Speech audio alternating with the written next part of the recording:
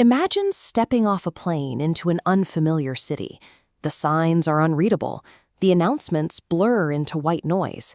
The immediate reality of navigating a new language is pure sensory overload. To navigate this environment, you rely on transactional English. These are the survival scripts, the plug-and-play formulas needed to function and meet your daily needs. If you need to eat, you don't need a deep vocabulary. You just need to master a single mechanic, combining the phrase, "I'd like the," with a gesture toward the menu. It's an efficient way to get fed without a long conversation. This blank card represents the next survival tool, commerce. Learning the phrase, "how much is," allows you to manage almost any retail interaction without needing to know the specific names of the items you're buying. Once you are fed and supplied, you have to move. Physical navigation relies on imperatives, direct commands used to interact with city streets and public transit. These commands are built around prepositions of motion. You learn to get on a train, turn right at a traffic light, and get off at your stop. This completes the baseline survival toolkit. But those plug-and-play formulas have a hard ceiling. They work perfectly for securing a coffee or finding the correct subway line. But if you accidentally insult a coworker or need to comfort a friend, asking, "How much is this?" fails the moment. Moving from survival to true integration requires navigating the unpredictable nature of human connection. This brings us away from physical survival and into the complexities of human dynamics. Navigating people requires an understanding of social appropriateness. In English, this creates a strict dividing line between formal and informal speech. This scale shows how wide that division can be. On one end, you have structured phrasing like, "You are cordially invited." On the other, you have loose greetings like, "What's up?" Selecting the correct phrase isn't about grammar. It's about reading the room. You have to gauge the social stakes and recognize whether you are talking to a boss, a client, or a close friend.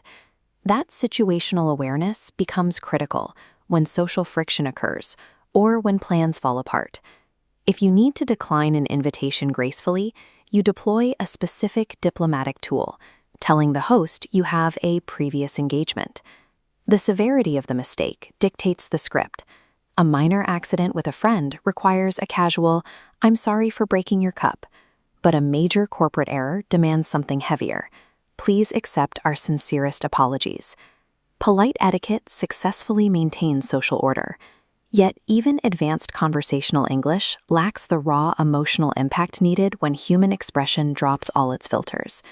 That brings us to the final boss of English fluency, phrasal verbs.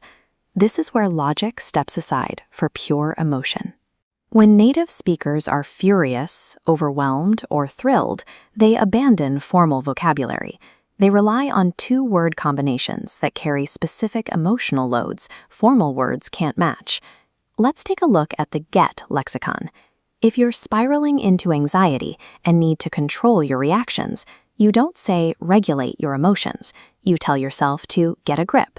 When someone needs to snap out of a delusion and face the truth, the command is abrupt. They are told to get real. If you are facing a difficult task that requires intense, sweaty, and total commitment, you channel that energy to get stuck in. And when you are enduring the sensation of recovering from a deep emotional difficulty or a breakup, the phrase is get over it. These emotional phrasal verbs sit on the exact opposite side of the language spectrum from the clean, predictable transactional formulas we started with.